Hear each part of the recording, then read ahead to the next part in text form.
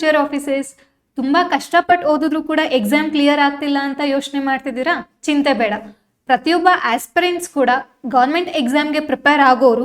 So ಯಾವ್ಯಾವ ಮಿಸ್ಟೇಕ್ಸ್ಗಳನ್ನ ಅವರು ಮಾಡ್ತಾ ಹೋಗ್ತಾರೆ, ಅದ್ರ ಜೊತೆಗೆ ಅದನ್ನ ಹೇಗೆ ಅವಾಯ್ಡ್ ಮಾಡೋದು ಮತ್ತೆ ಅದಕ್ಕೆ ಸೊಲ್ಯೂಷನ್ ಏನು ಅನ್ನೋದು ಕೂಡ ನಾನು ಇಲ್ಲಿ ಡಿಸ್ಕಸ್ ಮಾಡ್ತಿದ್ದೀನಿ. ಆ್ಯಂಡ್ ಅದ್ರ ಜೊತೆಗೆ ಎಕ್ಸೈಟಿಂಗ್ ಪಾರ್ಟ್ ಏನಪ್ಪಾ ಅಂತ ಅಂದರೆ NCG ಈವ್ನಿಂಗ್ ಬ್ಯಾಚ್ ಬಗ್ಗೆ ಒಂದು ಎಕ್ಸೈಟಿಂಗ್ ಅಪ್ಡೇಟ್ ಇದೆ. ಅದನ್ನು ಕೂಡ ಈ ವಿಡಿಯೋ ಎಂಡಲ್ಲಿ ನಾನು ನಿಮಗೆ ತಿಳಿಸ್ಕೊಡ್ತಿದ್ದೀನಿ. So stay till the end. Welcome to NCG competitive institute. ನನ್ನ ಹೆಸರು ಶ್ವೇತಾ. Let start. ಈ ಯಾವ್ಯಾವ ಮಿಸ್ಟೇಕ್ಸ್ಗಳನ್ನ ಅವರು ಮಾಡ್ತಾ ಹೋಗ್ತಾರೆ ಅನ್ನೋದನ್ನ ನಾವು ಇಲ್ಲಿ ನೋಡ್ತಾ ಹೋಗೋಣ. ಫಸ್ಟ್ ಮಿಸ್ಟೇಕ್ ಯಾವುದಪ್ಪ ಅಂತ ಅಂದರೆ ಸ್ಟಡಿಂಗ್ ವಿತೌಟ್ ಸ್ಟ್ರಾಟಜಿ ಅಂತ. ಅಂದರೆ ಒಂದು ಪ್ರಾಪರ್ ರೋಡ್ ಮ್ಯಾಪ್ ಇಲ್ದಲೆ ಡೈರೆಕ್ಟಾಗಿ ಏನು ಮಾಡೋದು, ಈ ಕಾಂಪಿಟೇಟಿವ್ ಫೀಲ್ಡ್ ಬಗ್ಗೆ ಒಂದಷ್ಟು ಅಥೆಂಟಿಕ್ ಟೆಕ್ಸ್ಟ್ ಬುಕ್ಗಳನ್ನ ಪರ್ಚೇಸ್ ಮಾಡಿ ಅವ್ರು ಏನು ಮಾಡೋದು, ಬುಕ್ಸ್ಗಳನ್ನ ಓದ್ತಾ ಹೋಗೋದು. ಇದರಿಂದ ಏನಾಗುತ್ತಪ್ಪ ಅಂತ ಅಂದರೆ ತುಂಬ ಕಡಿಮೆ ಓದ್ತಾರೆ, ಇಲ್ಲಾಂದ್ರೆ ತುಂಬ ಜಾಸ್ತಿ ಓದ್ತಾರೆ. ಈ ಪ್ರಾಬ್ಲಮ್ನ ಅವ್ರು ಫೇಸ್ ಮಾಡ್ತಾರೆ. ಸೊ ಇದಕ್ಕೆ ಸೊಲ್ಯೂಷನ್ ಏನಪ್ಪಾ ಅಂತ ಅಂದರೆ ಫಸ್ಟು ಸಿಲೆಬಸ್ಗಳನ್ನ ತಿಳ್ಕೊಬೇಕು. ಇವಾಗ ಒಬ್ಬ ಫ್ರೆಶ್ ಕ್ಯಾಂಡಿಡೇಟ್ ಈ ಎಕ್ಸಾಮ್ ಫೀಲ್ಡ್ಗೆ ಬರ್ತಿದ್ದಾರೆ ಅಂತ ಅಂದರೆ ಅವ್ರಿಗೆ ಏನು ಗೊತ್ತಿರಬೇಕು, ಒಂದು ಸಿಲೆಬಸ್, ಪ್ರಾಪರ್ ಸಿಲೆಬಸ್ ಗೊತ್ತಿರಬೇಕು. ಅವ್ರು PC-ಗಾದ್ರೂ ಪ್ರಿಪೇರ್ ಆಗಲಿ ಅಥವಾ ಗ್ರೂಪ್ C-ಗಾದ್ರೂ ಪ್ರಿಪೇರ್ ಆಗಲಿ, ಒಂದು ಪ್ರಾಪರ್ ಸಿಲೆಬಸ್ ಗೊತ್ತಿರಬೇಕು. ಆ ಸಿಲೆಬಸ್ನ ನೀಟಾಗಿ ಬ್ರೇಕ್ ಡೌನ್ ಮಾಡಬೇಕು. ಏನೇನಿದೆ ಸಬ್ಜೆಕ್ಟು, ಕಂಟೆಂಟ್ ಏನಿದೆ ಒಳಗಡೆ. ಸೊ ಅದನ್ನು ಏನು ಮಾಡಬೇಕು, ಅವರು ವೀಕ್ಲಿ ಗೋಲ್ಸ್ ಆಗಿ ಅವ್ರು ಅದನ್ನು ಕನ್ವರ್ಟ್ ಮಾಡಬೇಕಾಗತ್ತೆ. ಈ ವೀಕಲ್ಲಿ ನಾನು ಇದನ್ನು ಇಷ್ಟು ಕವರ್ ಮಾಡ್ತಿದ್ದೀನಿ. ನೆಕ್ಸ್ಟು ಮಂತ್ಲಿ ಗೋಲ್ಸ್ನ ಸೆಟಪ್ ಮಾಡೋ ಅಂಥದ್ದು, ವೀಕೆಂಡಲ್ಲಿ ರಿವಿಷನ್ ಮಾಡೋ ಅಂಥದ್ದು. ಸೊ ಈ ಥರ ಸ್ಟ್ರಾಟಜಿನ ಅವ್ರು ಏನು ಮಾಡಬೇಕಾಗತ್ತೆ, ಫಿಕ್ಸ್ ಮಾಡ್ಕೊಳ್ಬೇಕಾಗತ್ತೆ. ಆವಾಗ ಒಂದು ಬೆಸ್ಟ್ ರಿಸಲ್ಟ್ನ ನಾವು ಎಕ್ಸ್ಪೆಕ್ಟ್ ಮಾಡ್ಬೋದು. ಆ್ಯಂಡ್ ಇನ್ನೊಂದು ಮೋಸ್ಟ್ ಇಂಪಾರ್ಟೆಂಟ್ ಥಿಂಗ್ ಏನಪ್ಪ ಅಂತ ಅಂದರೆ ರಿವರ್ಸ್ ಪ್ಲಾನಿಂಗ್ ಸ್ಟ್ರಾಟಜಿ ಅಂತ ಹೇಳ್ತೀವಿ. ಇದು ಹೇಗೆ ವರ್ಕ್ ಆಗುತ್ತೆ ಅಂತ ಅಂದರೆ, ನಿಮ್ಮ ಹತ್ರ 6 months ಇದೆ ಅಂತ ಅಂದ್ಕೊಳ್ಳಿ. ಅಂತ ಅಂದರೆ ಎಕ್ಸಾಮ್ ನಡೆಯೋದಕ್ಕೆ ಒಂದು 6 months ಇದೆ ಅಂತ ಅಂದ್ಕೊಳ್ಳಿ. ಅದಕ್ಕೆ ಹೇಗೆ ಪ್ರಿಪೇರ್ ಆಗಬೇಕು ಅಂತ ಅಂದರೆ ಒಂದು 3 to 4 months ಏನು ಮಾಡಬೇಕಾಗತ್ತೆ, ನೀವು ಕಂಟೆಂಟ್ನ ಅಂತ ಅಂದರೆ ಸಿಲೆಬಸ್ಗೆ ಪ್ರಿಪೇರ್ ಆಗಬೇಕಾಗತ್ತೆ. 1 month ನೀವು ಏನು ಮಾಡ್ಬೋದು, ರಿವಿಷನ್ ಮಾಡ್ಬೋದು. ಇನ್ನು 1 month ಏನು ಮಾಡ್ಬೋದು, ಮಾಕ್ ಟೆಸ್ಟ್ಗಳನ್ನ ಅಟೆಂಡ್ ಮಾಡ್ಬೋದು. ಕೆಲವೊಬ್ರು ಸಿಲೆಬಸ್ನ ತುಂಬ ಬೇಗ ಮುಗಿಸ್ತಾರೆ. ಸೊ ಅವರಿಗೆ 3 months ಸಾಕಾಗುತ್ತೆ. ಬಟ್ ಕೆಲವೊಬ್ಬರಿಗೆ 4 months ಹೋಗುತ್ತೆ. ಸೊ ಅಂದರೆ ಬೇಗ ಗ್ರಾಸ್ಪ್ ಮಾಡೋರು ಇರ್ತಾರೆ, ಇಲ್ದಲ್ಲರೂ ಕೂಡ ಇರ್ತಾರೆ. 3 to 4 months ನೀವು ಕಂಪ್ಲೀಟ್ಲಿ ಫುಲ್ ಟೈಮ್ ಕೊಡ್ತಿದ್ರ ಅಂತಂದರೆ it's more than enough. So ಅದ್ರ ಜೊತೆಗೆ 1 month ರಿವಿಷನ್ ಸ್ಟ್ರಾಟಜಿ ಮತ್ತು 1 month ಏನು ಮಾಡಬೇಕಾಗುತ್ತೆ, ಮಾಕ್ ಟೆಸ್ಟ್ಗಳನ್ನ ಅಟೆಂಡ್ ಮಾಡುವಂಥದ್ದು ಮುಖಾಂತರ ಇದನ್ನು ನಾವು ರೆಕ್ಟಿಫೈ ಮಾಡ್ಬೋದು. ಅಂತ ಅಂದರೆ ಒಂದು ಪ್ರಾಪರ್ ಸ್ಟ್ರಾಟಜಿ ಮುಖಾಂತರ ನಾವು ಈ ರೋಡ್ ಮ್ಯಾಪ್ನ ಬಿಲ್ಡ್ ಮಾಡಿಕೊಂಡು ನಾವು ಈ ಮಿಸ್ಟೇಕ್ಸ್ನ ಅವಾಯ್ಡ್ ಮಾಡ್ಬೋದು. ಸೆಕೆಂಡ್ ಮಿಸ್ಟೇಕ್ ಏನು, ಇಗ್ನೋರಿಂಗ್ NCERTs ಮತ್ತು ಬೇಸಿಕ್ಸ್. ಏನು ಆಲ್ರೆಡಿ ನಾವು ಅಥೆಂಟಿಕ್ ಟೆಕ್ಸ್ಟ್ ಬುಕ್ಗಳನ್ನೇ ಓದಿದ್ದೀವಿ, ಈ NCERT ಅಥವಾ DSCERT ಓದೋ ಅವಶ್ಯಕತೆ ಏನಿದೆ ಅನ್ನೋರು, ನಾವು ಪ್ರಾಪರ್ ಫೌಂಡೇಶನ್ ಇಲ್ದಲೆ ನಾವು ಬಿಲ್ಡಿಂಗ್ ಹೇಗೆ ಕಟ್ಟೋದಕ್ಕಾಗತ್ತೆ. ಹೌದು, ನೀವು ಸ್ಕೂಲ್ ಲೆವೆಲಲ್ಲೆಲ್ಲ ಓದ್ಕೊಂಡು ಬಂದಿರ್ತೀರ, ಹೌದು. ಬಟ್ ಈ ಕಾಂಪಿಟೇಟಿವ್ ಫೀಲ್ಡಿಗೆ ಬಂತು ಅಂದಾಗ ನಾವೇನು ಮಾಡಬೇಕಾಗತ್ತೆ, ಮತ್ತೆ ಫೌಂಡೇಶನ್ ಹಾಕಬೇಕಾಗತ್ತೆ. NCERT DSCERT ಅನ್ನೋದು ನಮಗೆ ಆಪ್ಷನಲ್ ಅಲ್ಲ. ಓಕೆನಾ? ಸೊ ಯಾಕೆ NCERT ಮತ್ತು DSCERT ಅಥವಾ ಬೇಸಿಕ್ಸ್ ಅಂತ ಏನು ಹೇಳ್ತೀವಿ, ಯಾಕೆ ನಮ್ಗೆ ಅದು ಇಂಪಾರ್ಟೆಂಟ್ ಅಂತ ಅಂದರೆ, ನಿಮಗೆ ಡೈರೆಕ್ಟ್ MCQsಗಳು ಬರುತ್ತದ್ರಿಂದ. ನೀವು ಕೆಲವೊಂದು ಕ್ವಶನ್ ಪೇಪರಲ್ಲಿ ನೋಡ್ಬೋದು, NCERTಲಿ ಏನು ಕ್ವಶನ್ಸ್ಗಳಿರುತ್ತೋ ವಿತ್ ಆಪ್ಷನ್ಸ್ ನಿಮಗೆ ಹಾಗೆ ಬರುತ್ತೆ. ಅದ್ರ ಜೊತೆಗೆ ಇನ್ನೊಂದು ಏನಂತ ಅಂದರೆ ಬೇಸಿಕ್ ಕ್ಲಾರಿಟಿ ಸಿಗುತ್ತೆ. ಒಂದು ಮೇಜರಾಗಿ ಈ ಜಿಯೋಗ್ರಫಿ ಇರ್ಬೋದು, ಎಕನಾಮಿಕ್ಸ್ ಇರ್ಬೋದು, ಸೈನ್ಸ್ ಇರ್ಬೋದು, ಒಂದು ಕ್ಲಾರಿಟಿ ಸಿಗುತ್ತೆ. ಆ ಕ್ಲಾರಿಟಿ ಇತ್ತು ಅಂತಂದರೆ ನೀವು ಈಸಿಯಾಗಿ ಏನು ಮಾಡ್ಬೋದು, ಅಥೆಂಟಿಕ್ ಟೆಕ್ಸ್ಟ್ ಬುಕ್ಗಳನ್ನ ನೀವು ರೆಫರ್ ಮಾಡಿದಾಗ ನಿಮಗೆ ಈಸಿಯಾಗಿ ಅರ್ಥ ಆಗುತ್ತೆ. ಸೊ ಹಾಗಾದರೆ ಇದಕ್ಕೆ ಸೊಲ್ಯೂಷನ್ ಏನು, 6 to 10th ಸೈನ್ಸ್ ಮತ್ತು ಸೋಷಿಯಲ್ ಸೈನ್ಸ್. ಏನಿಲ್ಲಿ ಬರೀ ಸೈನ್ಸ್ ಮತ್ತು ಸೋಷಿಯಲ್ ಸೈನ್ಸ್ ಮಾತ್ರ ಹೇಳ್ತಿದ್ರೆ ಅಂತ ಅಂದ್ಕೊಂಬಿಡಿ. ಸೈನ್ಸ್ ಇದೆ, ಸೋಷಿಯಲ್ ಸೈನ್ಸಲ್ಲಿ ನಿಮಗೆ ಜಿಯೋಗ್ರಫಿ, ಎಕನಾಮಿ, ಪಾಲಿಟಿ ಮತ್ತು ನಿಮಗೆ ಹಿಸ್ಟ್ರಿ, ಇಷ್ಟು ಸಬ್ಜೆಕ್ಟ್ಸ್ ಕೂಡ ಕವರ್ ಆಗುತ್ತಲ್ವಾ. ಸೊ ಇಷ್ಟು ಸಬ್ಜೆಕ್ಟ್ಸ್ ನಮಗೆ ಬೇಕಾಗತ್ತೆ ಅಪ್ ಟು 6 to 10. ನಿಮಗೆ 11th 12th ಏನಾದರೂ ಇನ್ನೂ ಬೇಕು, ಅಡ್ವಾನ್ಸ್ಡ್ ಬೇಕು ಅಂತ ಅಂದರೆ ಮಾತ್ರ 11th ಮತ್ತು 12th ಓದಿ. ಇಲ್ಲ ಅಂತ ಅಂದರೆ ನಿಮಗೆ 6 to 10th ಸಾಕಾಗತ್ತೆ. ಸೊ ಥರ್ಡ್ ಮಿಸ್ಟೇಕ್ ಯಾವುದು ಹಾಗಾದರೆ, ಪ್ರಾಕ್ಟೀಸಿಂಗ್ ಲೆಸ್ MCQs. ಏನು ಮಾಡ್ತಾರೆ ಅಂತ ಅಂದರೆ ಎಕ್ಸಾಮ್ ಕೊನೆವರೆಗೂ ಕೂಡ ಏನು ಮಾಡ್ತಾರೆ, ಓದ್ಕೊಂಡು ಕುತ್ಕೊಂಡ್ಬಿಡ್ತಾರೆ.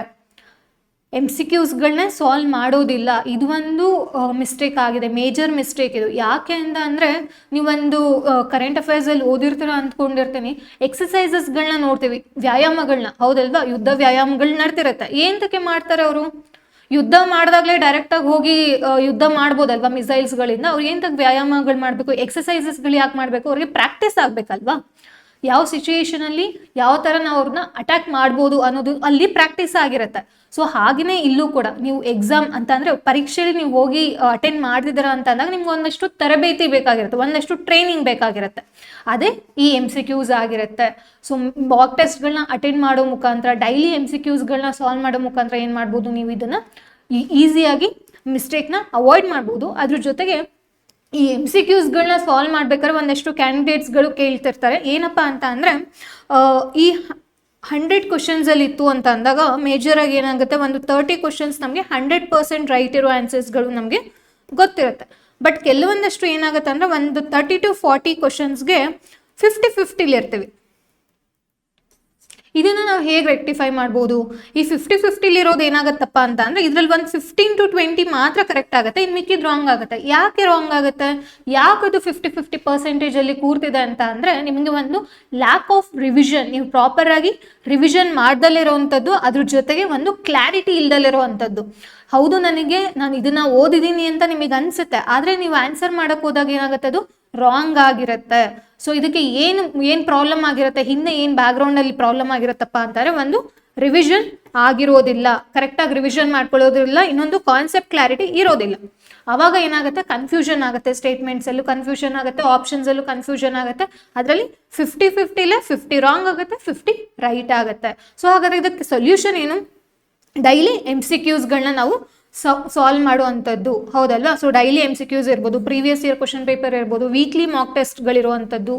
ಒಂದು ಏನಂತ ಅಂದರೆ, ಇವಾಗ ಫಾರ್ ಎಕ್ಸಾಂಪಲ್ ಫಸ್ಟ್ ಕ್ಲಾಸಲ್ಲಿ ನಿಮಗೆ ಫಿಸಿಕಲ್ ಜಿಯೋಗ್ರಫಿಲಿ ಯೂನಿವರ್ಸ್ ಬಗ್ಗೆ ಚಾಪ್ಟರ್ ಮಾಡಿದ್ರು ಅಂತ ಅಂದ್ಕೊಳ್ಳಿ ಕ್ಲಾಸಲ್ಲಿ.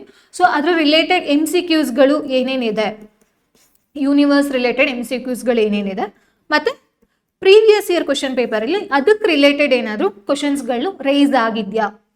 ನೀವು PC-ಗಾದರೂ ಓದ್ತೀರಿ ಅಥವಾ KS-ಗಾದರೂ ಓದ್ತೀರಿ, ಯಾವುದಕ್ಕಾದರೂ ಓದ್ತೀರಿ, ಇದಕ್ಕೆ ರಿಲೇಟೆಡ್ ನೀವು ಸರ್ಚ್ ಮಾಡಲೇಬೇಕು.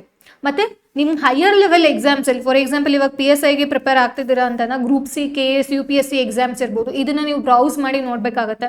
ಅವಾಗ ಇನ್ನೊಂದಷ್ಟು ಇನ್ಫಾರ್ಮೇಷನ್ ನಿಮಗೆ ಆ್ಯಡ್ ಆಗ್ತಾ ಹೋಗುತ್ತೆ.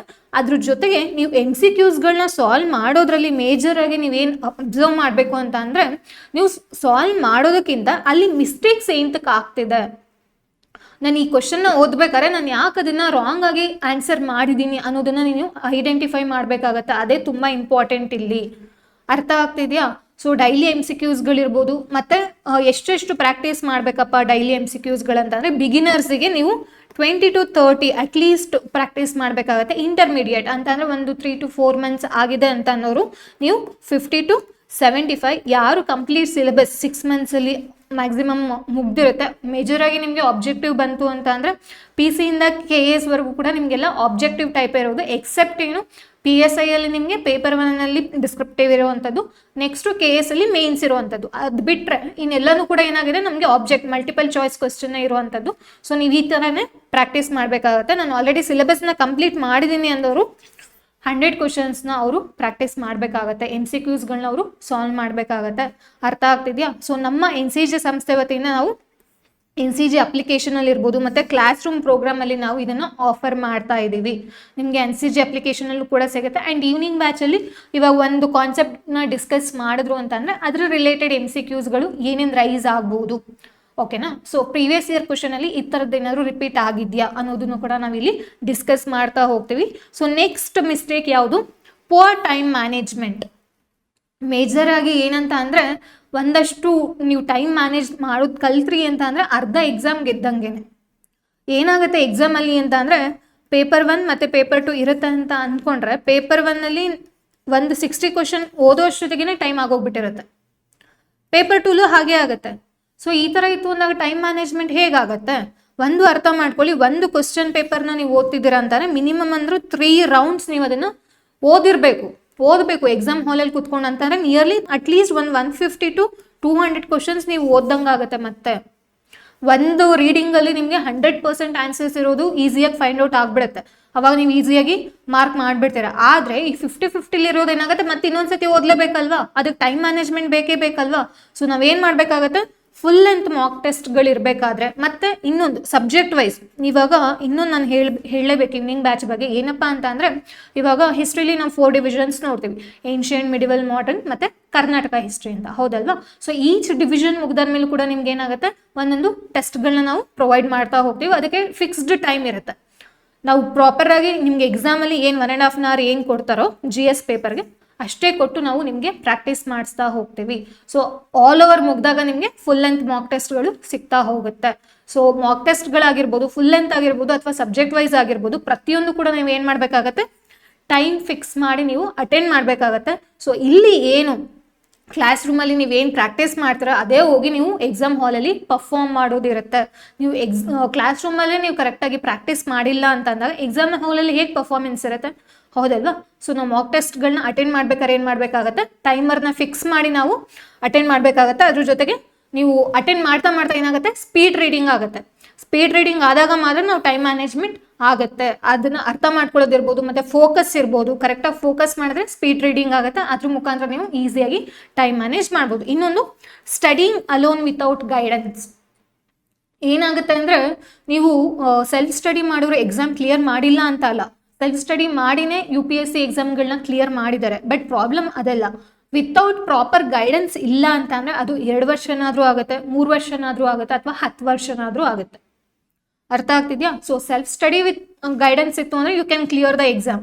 ಬಟ್ ಪ್ರಾಪರ್ ಗೈಡೆನ್ಸ್ ಇಲ್ಲ ಅಂತ ಅಂದಾಗ ಏನಾಗುತ್ತೆ, ನಿಮಗೆ ತುಂಬ ಟೈಮ್ ವೇಸ್ಟ್ ಆಗುತ್ತೆ. ಓಕೆನಾ? ಸೊ ಇದರಲ್ಲಿ ನಮ್ಮ NCG ಈವ್ನಿಂಗ್ ಬ್ಯಾಚಲ್ಲಿ ನಾವೇನು ಹೇಳ್ತಿದ್ದೀವಪ್ಪ ಅಂತಂದರೆ, ನಿಮಗೆ ಒಂದು ಗ್ರೂಪ್ ಆಫ್ ಸ್ಮಾಲ್ ಸೈಜಿಗೆ ಮಾತ್ರ ನಾವು ಮೆಂಟರಿಂಗ್ ಮಾಡ್ತಿದ್ದೀವಿ, ಲಿಮಿಟ್ ಮಾಡ್ಕೊಂಡಿದ್ದೀವಿ. ಯಾಕಂದರೆ ತುಂಬ ಜನ ಸ್ಟೂಡೆಂಟ್ಸ್ ಆದರೆ ಏನಾಗುತ್ತೆ, ಫೋಕಸ್ ಮಾಡೋದಕ್ಕಾಗಲ್ಲ. ಸೊ ಇಲ್ಲಿ ನಿಮಗೆ NCG ಬಂತು ಅಂದಾಗ ನಿಮಗೆ ಕ್ಲಾಸಸ್ ಆಗಿರ್ಬೋದು, ಅಥವಾ ಟೆಸ್ಟ್ ಸೀರೀಸ್ ಆಗಿರ್ಬೋದು, ಮತ್ತು ಗೈಡೆನ್ಸ್ ಆಗಿರ್ಬೋದು, ಇಷ್ಟು ಕೂಡ ನಿಮಗೆ ಸಿಗ್ತಿದೆ. ಸೊ ಇಷ್ಟು ಮಿಸ್ಟೇಕ್ಸ್ಗಳನ್ನ ನಾರ್ಮಲ್ ಆಗಿ ಒಬ್ಬ ಆಸ್ಪಿರೆಂಟು, ಗೌರ್ಮೆಂಟ್ ಎಕ್ಸಾಮ್ಗೆ ಪ್ರಿಪೇರ್ ಆಗೋ ಆಸ್ಪಿರೆಂಟು ಮಾಡ್ತಾರೆ. ಸೊ ಇದರಲ್ಲಿ ನೀವು ಯಾವುದಾದ್ರೂ ಮಾಡ್ತಿದ್ರೆ ಅದನ್ನು ಈಸಿಯಾಗಿ ರೆಕ್ಟಿಫೈ ಮಾಡ್ಕೊಳ್ಳಿ. ಮತ್ತು ಅದಕ್ಕೆ ಸೊಲ್ಯೂಷನ್ ಕೂಡ ನಾನು ಇಲ್ಲಿ ಡಿಸ್ಕಸ್ ಮಾಡಿದ್ದೀನಿ. ನಾನು ಆಲ್ರೆಡಿ ಹೇಳಿದ್ದೆ ನಿಮಗೆ ಈ ವಿಡಿಯೋ ಎಂಡಲ್ಲಿ ನಿಮಗೆ ಒಂದು ಎಕ್ಸೈಟಿಂಗ್ ಅಪ್ಡೇಟ್ ಇರುತ್ತಪ್ಪ ಅಂತ. ಸೊ ಈವ್ನಿಂಗ್ ಬ್ಯಾಚ್ ಬಂತು ಅಂದಾಗ ನಿಮಗೆ ಜೂನ್ 5 ಅಂತಂದರೆ ಜೂನ್ 5 ಪ್ರಿಪೇರ್ ಆಗ್ತಿದೆ. ಇದು ನಿಮಗೆ 6 to 8 PM ಇರುತ್ತೆ, 6 to 8 ಅಥವಾ 8:30ವರೆಗೂ ಇರ್ತಾ ಹೋಗುತ್ತೆ. ಸೊ ಇದು ನಿಮಗೆ ಆಫ್ಲೈನ್, ಆನ್ಲೈನ್, ರೆಕಾರ್ಡೆಡ್ 3 ಮೋಡ್ನಲ್ಲೂ ಕೂಡ ಅವೈಲಬಲ್ ಇದೆ. ಇಂಗ್ಲೀಷ್ ಮತ್ತು ಕನ್ನಡ 2 ಮೀಡಿಯಮಲ್ಲೂ ಕೂಡ ಅವೈಲಬಲ್ ಇದೆ. ಅದ್ರ ಜೊತೆಗೆ ಇನ್ನೊಂದು ಏನಪ್ಪ ಅಂತ ಅಂದರೆ, ಬೆಸ್ಟ್ ಪಾರ್ಟ್ ಅಂದರೆ ಅಡಿಷ್ನಲ್ 7 months ವ್ಯಾಲಿಡಿಟಿ ಇದೆ ಅಂತ. ಅಂದರೆ ಇವಾಗ ನಿಮಗೆ 3 to 4 months ಅಥವಾ 5 monthsವರೆಗೂ ಕ್ಲಾಸಸ್ ರನ್ ಆಗುತ್ತೆ ಅಂದರೆ, ಅದಾಗಿ ಮತ್ತೆ 7 months ಎಕ್ಸ್ಟ್ರಾ ವ್ಯಾಲಿಡಿಟಿ ಕೂಡ ನಿಮಗೆ ರೆಕಾರ್ಡೆಡ್ ಕ್ಲಾಸಸ್ ಫಾರ್ಮೆಟಲ್ಲಿ ನಿಮಗೆ ಸಿಗ್ತಾ ಹೋಗುತ್ತೆ. ಆ್ಯಂಡ್ ಇನ್ನೊಂದು ಏನಂತ ಅಂದರೆ, ಎವ್ರಿ ಮಂತ್ 15th ನಿಮಗೆ ಕರೆಂಟ್ ಅಫೇರ್ಸ್ ಟೆಸ್ಟ್ನ ನಾವು ಪ್ರೊವೈಡ್ ಮಾಡ್ತಾ ಹೋಗ್ತೀವಿ. Monthly current affairs test. For example ಇದು ಮೇ ಅಂತ ಅಂದರೆ ನಿಮಗೆ May 15th ಏಪ್ರಿಲ್ ಮಂತಿಂದು ಕರೆಂಟ್ ಅಫೇರ್ಸ್ ಟೆಸ್ಟ್ ಇರುತ್ತೆ. ಆ್ಯಂಡ್ ಈಚ್ ಡಿವಿಷನ್, ನಾನು ಆಗಲೇ ಹೇಳ್ದಂಗೆ ಹಿಸ್ಟ್ರಿ ಈಚ್ ಡಿವಿಷನ್ ಮುಗ್ದಾದ್ಮೇಲೆ ಒಂದೊಂದು ಟೆಸ್ಟ್ ಇರ್ಬೋದು, ಸೈನ್ಸ್ ಮುಗ್ದಾಗ ಒಂದೊಂದು ಟೆಸ್ಟ್ ಇರ್ಬೋದು, ಎಲ್ಲನೂ ಮುಗ್ದಾಗ ಒಂದು ಮಾಕ್ ಟೆಸ್ಟ್ಗಳನ್ನ ಪ್ರೊವೈಡ್ ಮಾಡುವಂಥದ್ದು ಇರ್ಬೋದು. ಇದೆಲ್ಲನೂ ಕೂಡ ನಮ್ಮ ಈವ್ನಿಂಗ್ ಬ್ಯಾಚಲ್ಲಿ ನಾವು ಪ್ರೊವೈಡ್ ಮಾಡ್ತಿದ್ದೀವಿ. ಯಾರು ಮೇಜರಾಗಿ ಈ ಕಾಲೇಜ್ ಸ್ಟೂಡೆಂಟ್ಸ್ ಇರ್ಬೋದು, ಮತ್ತು ಅದ್ರ ಜೊತೆಗೆ ವರ್ಕ್ ಪ್ರೊಫೆಷನಲ್ಸ್, ಮಾರ್ನಿಂಗ್ ಜಾಬಿಗೆ ಹೋಗ್ತಾರೆ, ಈವ್ನಿಂಗ್ ನಂಗೆ ಟೈಮ್ ಆಗುತ್ತೆ ಬಟ್ ಮಾರ್ನಿಂಗ್ ಮಾಡ್ಕೊಳ್ಳೋದಕ್ಕಾಗಲ್ಲ ಅನ್ನೋರು, ಮತ್ತು ಯಾರ್ಯಾರು ಹೌಸ್ ವೈಫ್ಸ್ ಇದ್ದಾರೆ ಅವ್ರಿಗೆ ಪರ್ಟಿಕ್ಯುಲರ್ ಟೈಮ್ ಅಂತ ಇರೋದಿಲ್ಲ, ಮಾರ್ನಿಂಗು ಅಟೆಂಡ್ ಮಾಡೋದಕ್ಕಾಗಲ್ಲ, ಈವ್ನಿಂಗು ಅಟೆಂಡ್ ಮಾಡೋದಕ್ಕಾಗಲ್ಲ. ಈವ್ನಿಂಗ್ ಆದರೆ ಸ್ವಲ್ಪ ಫ್ರೀ ಇರ್ತಾರೆ ಅಂದ್ಬಿಟ್ಟು ಅವ್ರಿಗೂ ಕೂಡ ನಾವು ಇದನ್ನು ಡಿಸೈನ್ ಮಾಡಿದ್ದೀವಿ. ಆ್ಯಂಡ್ ರೆಕಾರ್ಡೆಡ್ ಕ್ಲಾಸಸ್ ಕೂಡ ಇರ್ತಾ ಹೋಗುತ್ತೆ. ಸೊ ಯಾರ್ಯಾರು ಇಂಟ್ರೆಸ್ಟ್ ಇದೆ ಅವರು ಇನ್ಸ್ಟಿಟ್ಯೂಷನ್ನ ಕಾಂಟ್ಯಾಕ್ಟ್ ಮಾಡ್ಬೋದು. ಐ ಹೋಪ್ ಈ ವಿಡಿಯೋ ನಿಮಗೆ ತುಂಬ ಹೆಲ್ಪ್ಫುಲ್ ಆಗಿದೆ ಅಂತ ಅಂದ್ಕೊಳ್ತಿದ್ದೀನಿ. ಸೊ ಮತ್ತೆ ಮುಂದಿನ ಸೆಷನಲ್ಲಿ ಮತ್ತೆ ಸಿಗೋಣ. Thank you.